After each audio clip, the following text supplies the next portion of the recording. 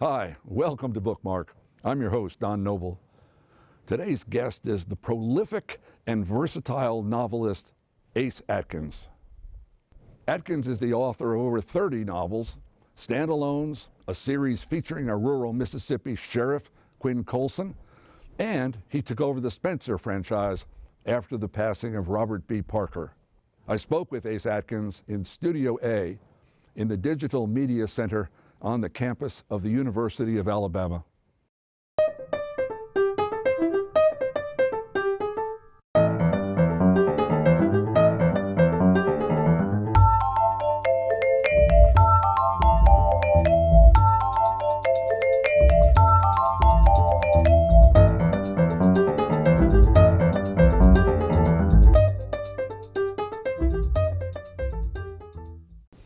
Ace, it is good to see you again. Good to see you, my friend. And thank you. You drove all the way over here from Oxford this morning. I did. And we appreciate it. My pleasure.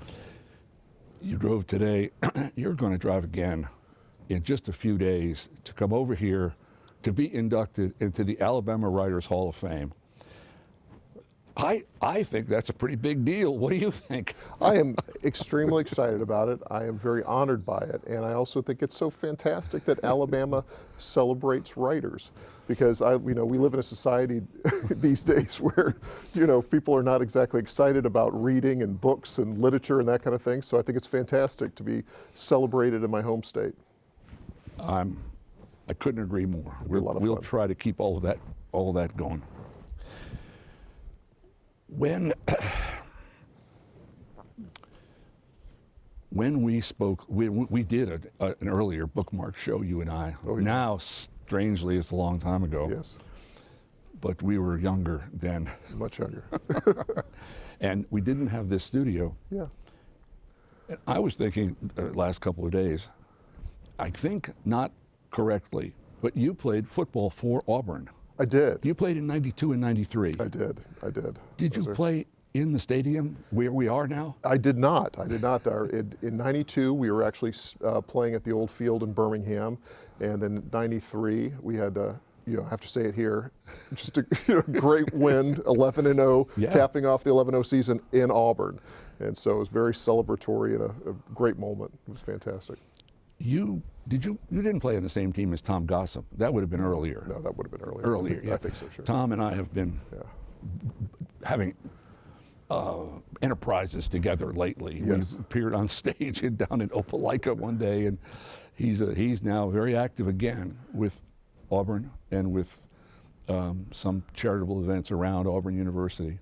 Yeah, it's been so long. I think I played with George Gipp back in the day. That was it's been quite some time. Now you live in Oxford. Yes, yeah. 25 years. That long. Yeah. You don't live in Water. I used to live Water Valley, which is south. I lived in a little community called Paris, and I still have a farm down there. We lived there for 10 years, but it's Faulkner and Larry Brown country. Yeah. And it was a great place to live, and it certainly formed a lot of my books. But I didn't just live in Oxford. I lived deep in Lafayette County. It's strange. One wonders as the decades go by, where is the literary center?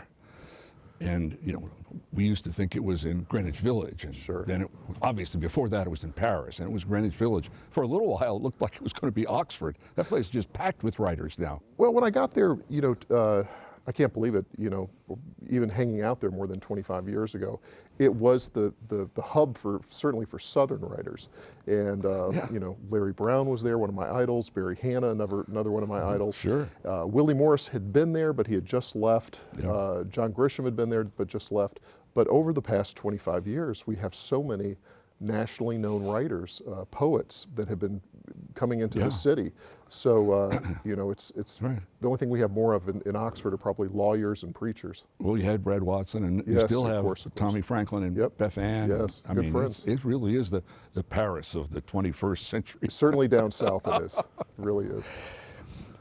I have rarely known, read, spoken to a writer who writes as fast and furiously as you do. Thank you. I want you to please call my editor after this interview and let her know. Well, I try to keep track. I think I read them as they come along, Sure. but there are 30 now? 30 books. Right. But I started when I was 10. So, you know, sure, it's sure. all, you know, it all works out. Well, this is the new one. Don't Let the Devil Ride. The newest. It is. Till next week. Right. Right. next year. But I have wanted for ages to talk to you about the two parallel series that you were writing. The Sheriff Quinn Colson books Right. set in Mississippi, and the Spencer books, the Robert B. Parker Spencer books set in Boston. And I was reading those, you were writing them. Oh, this is a perfectly ridiculous question. No, I like it. When you were writing them, they're about 10 each, 10 or 11 each, aren't they? That's right. Yeah. 10, Anyway, 11. when you were writing them, did you write about Mississippi in the morning and Boston in the afternoon, or Mississippi on Monday and Boston on Tuesday? They never overlapped. You wrote one at a was, time. It was very difficult. And it wasn't the location. It wasn't the geography. No. And it wasn't even the language. It wasn't even it just was the voice. Yep. And when I was hired by Robert Parker, who's one of my all-time favorite authors, legendary crime writer, when his wife hired me to continue on those books, I took it very seriously. But not only getting to know Boston, which is a city I did not know that well, Yeah. and I had to, you know, really tell people when I first got the gig, I would come up to Boston, and the first question inevitably was, you know, Mr. Atkins, I hear you're from Mississippi. How are you going to be able to pull off Boston? And I said, look, guys, I said, I'm not from Mississippi. I said, I've only lived there for, at that time, 10 years. Mm-hmm. And they're like, oh, thank God. And I said, I'm originally from Alabama. Yeah. And then that really shut them down at that point. Did that help? That didn't help at all. But the difficulty was I wrote in Robert Parker's voice. And so getting into that mindset, it was almost like being a method actor in another layer of complexity, which is I wasn't just telling a story with a set of characters, I was telling it as another author. And I could not overlap those. There would be times when I would be writing a Quinn Colson book set in deep, you know, North Mississippi, and there would be Bostonisms that would come out, or Parkerisms. And so it would usually take me about 3 or 4 weeks to tune my ear back to whatever I was writing about. Some of it is, well, I made a list. As I was reading them along, I would occasionally write something about your books and say something snide about how Quinn Colson has a beard and Spencer has a martini. Yes, that's right. But it was drinking, food, clothing, Yeah, girlfriends. yes. The two girlfriends are just the two girlfriends by themselves make a marvelous pair. In each series. In each one. In yeah. each series. It was, I mean, again, it was great going up to Boston. I had more fun. I also got to really get to know Robert Parker's wife. She was just a lovely person. She knew everybody in Cambridge, everybody in Boston. And so I got to make lifelong friends there. I got to, part of the research of doing the Spencer books was eating at the best restaurants in Boston, the best bars. And then, you know, for writing Quinn was a little bit more gritty. I mean, it's the old, you know, Faulkner world and getting back to the back roads of Mississippi and barbecue joints and all that stuff. Quinn had a spell in the service. That's right. I don't think Spencer. He did. I mean, he? I guess if we're talking about the similarity between the two characters, he was in the Korean War, like Bob Parker. Bob Parker had been in the Korean War. But as he got older, as Parker was in his 80s and continued, or late 70s writing, Spencer never aged. So there was less and less talk about being in the Korean War and that kind of thing. No, it's wonderful. But a few years ago, I had a conversation with Sina Jeter Naslund. I'm sure you know her. Sure. And she was talking about novels that needed research. She'd written one that took place in Paris, and oh my, she had to go to Paris a lot. Isn't that awful? I mean, just awful to have to. Boston's not bad either. No. Well, I put Paris in my new book because I thought the constraints. I wasn't writing about Boston anymore. I was writing about North Mississippi, and why not? Why not write scenes in Paris? The detectives are clearly, they're very distinct. I'm just as interested in the bad guys, because the evil, rotten guys in Mississippi are quite different from the rotten guys in Massachusetts. Don't you, or not? I think yes, absolutely. And for me, you were talking about research, is they're always based on real people. You know, whether it's, you know, Whitey Bulger in his, you know, whatever incarnation I'm writing about in Boston. Certainly not only in the way they work, but their code. But I mean, Mississippi, finding those bad guys was as easy as just reading the local newspaper and finding out people who had been recently arrested. And I'm very fortunate, a good friend of mine is a sheriff. He's the sheriff of Calhoun County, which is really the real Tibahaw County, which is south of Oxford. And I could just go down to the jail for an afternoon and find just 10 novels and a dozen short stories just from being down there for a few hours. But you know, I think they are different. I mean, I think there's something, there's something very unique about the Mississippi Deep South criminal. And I also have occasionally criminals from Alabama who come over to Mississippi.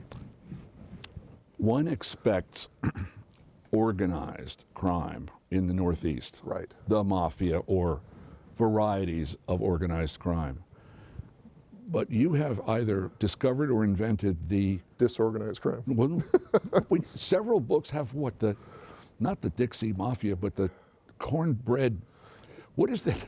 It's you know, people talk about the Dixie Mafia. I always have there, but it's not like the Italian mafia. It's not the Godfather. It's really kind of a collection of good old boys and ragtag bunch of people who loot and steal. And I've even had the fortune of getting to meet some people that were in the Dixie Mafia with some fantastic stories.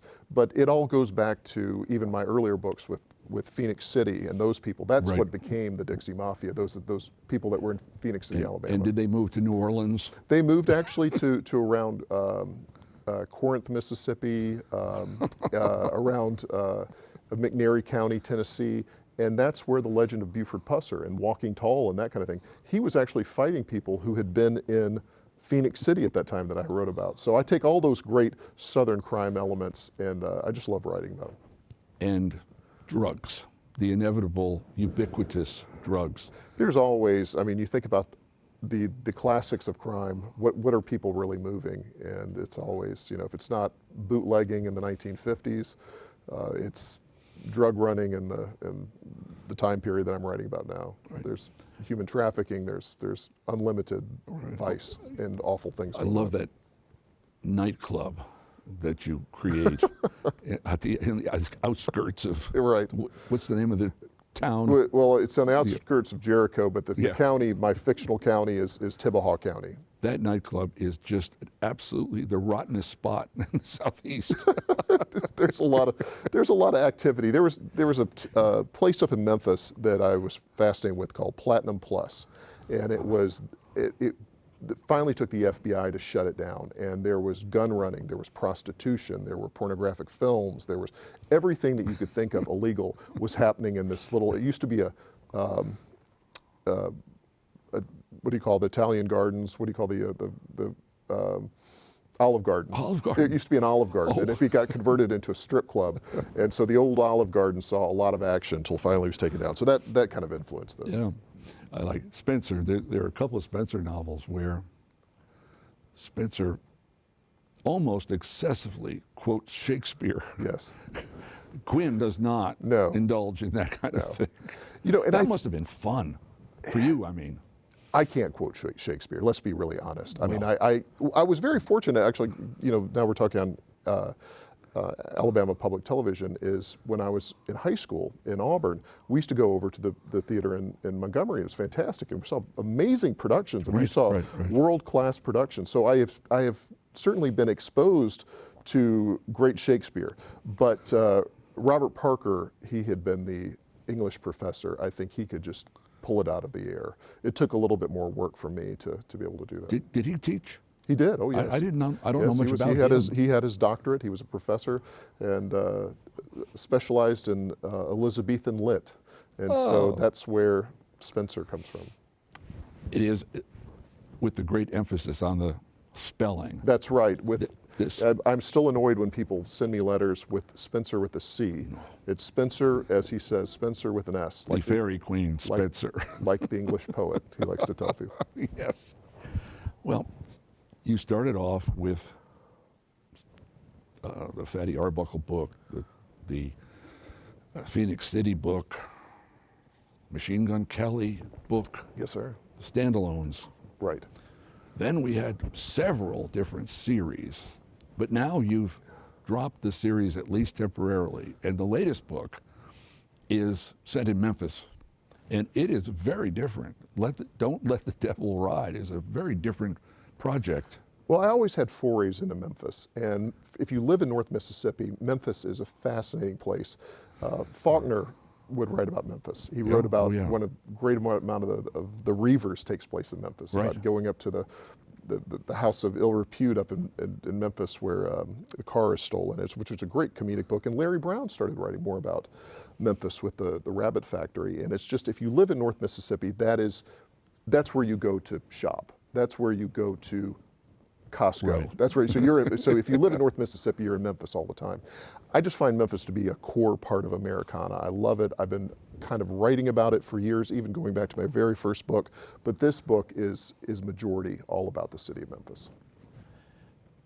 One jokes, I've heard it. I've used it, I've heard it. The two biggest cities in Mississippi are Memphis and New Orleans. That's it. If you're in South Mississippi. I mean, Memphis culturally is Mississippi. I mean, most of the people who live in Memphis have deep roots, but you think about all the great story, the lore of everything from soul music to Elvis Presley to, culturally, I love it. I think it's a fascinating town. It's big enough. It's big enough to have real organized crime. Absolutely, and disorganized crime. But this book, it's not just Memphis. I mean, you've jumped over into the airport thriller, the international thriller with bad guys from everywhere in this book. Well, it was funny. What was the temptation to get into Arab killers and one-armed people? I've always loved spy novels, and I'd like to tell you that as a Southern novelist, I cut my teeth, reading Flannery O'Connor and Faulkner, and that's how I got in. But the truth of it is, the way that I really got into a love of books, where I became obsessed with books, was through spy fiction and reading Ian Fleming and John le Carré and Lynn Dighton. And, I love these books. And I finally had an opportunity where I thought those kind of worlds could meet. They're also, I think, after exclusively writing about Boston for 10 years and then also writing about rural Mississippi, what my point was with this book is, even when writing about a very small place, a small town in Mississippi, you're writing in the same way, whether you're writing about Jericho, Mississippi, or you're writing about Dubai, or you're writing about Paris. It's the same storytelling that I use. My storytelling hasn't changed that much at all. But I wanted to broaden the canvas, and I wanted to write something that had an international edge to it. And it was fun. It was a project I wanted to take on for a long time, and I finally had an editor who said, go for it. Well, I love the opening page of this new book. The long-suffering wife. Her husband has disappeared from time to time, and she puts up with it. Then he disappears for a good while. She's going to go down to his offices, his place of work, and see what's what. And she gets there, and what does she discover?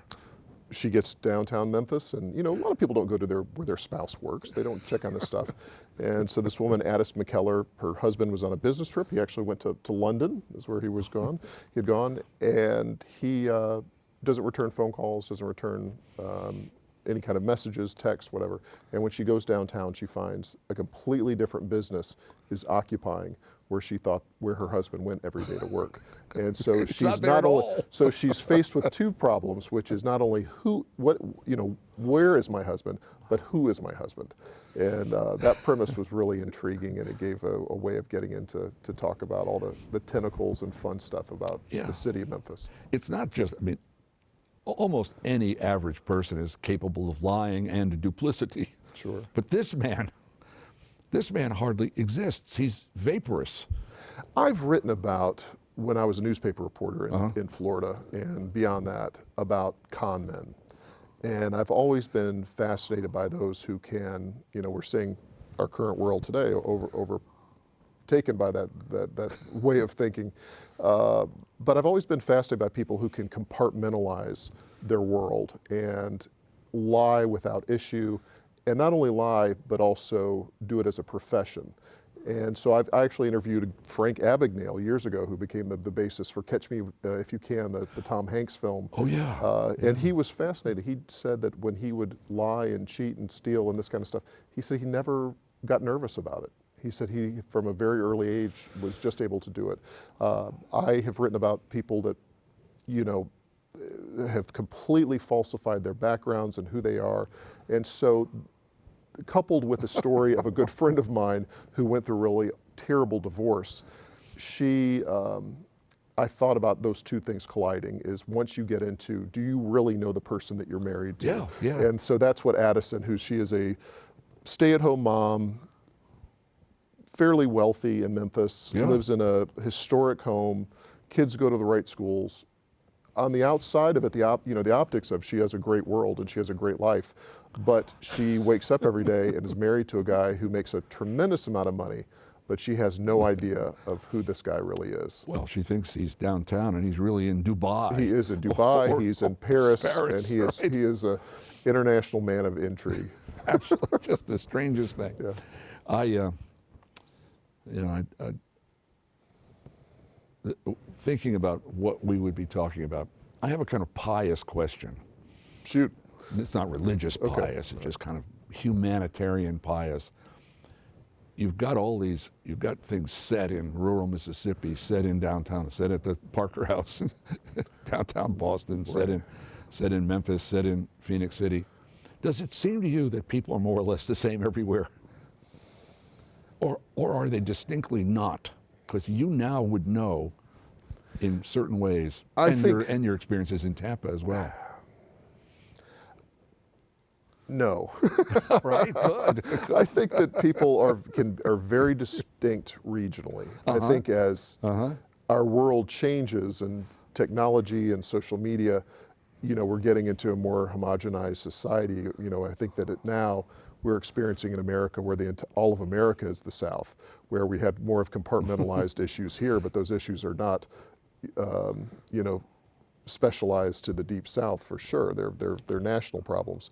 But I do find in the language, in the culture, in the thought, Sure. I mean, if you're talking about in Boston, Boston for the most part, if you take a neighborhood like South Boston or Southie, I mean, majorly influenced by Catholicism, Irish culture, Yes. the way that people talk, the way the language, it's very different. And it is culture. It's culture, and I think that I'd say in a shorthand, people from Boston will tell you exactly what they think. They will tell you exactly, and they're not afraid to say, hey, I can't say it, but say something offensive to you. Sure. But in the South, everyone dances around the issue. By the time that somebody says, let's just say, I can say this, says F you to somebody might say that as a hello in Boston. You say that to somebody in Alabama or Mississippi, guns are going to be drawn. Right. So there's, I think culturally there's more of a freedom of expression up north, and I think that in Southern it's a lot more tapped down, where people are not speaking directly. But when they erupt, they erupt. It's full out. Right. Yes, full out. Well, not only are there, God help us, 30 novels, but there's another one that I understand you've already done the line editing for. I have. What's it? This book is called Everybody Wants to Rule the World. Ooh. And it's a semi-autobiographical spy novel, if that makes sense. But I'll tell you the short version of it. When I was a kid, and we traveled around a great deal. My father had been a football coach at Troy University. He ended up coaching the NFL for many years. So we left Alabama, traveled all around the country to all these NFL teams. Eventually, in the 80s, the early 80s, found ourselves back in the South in Atlanta.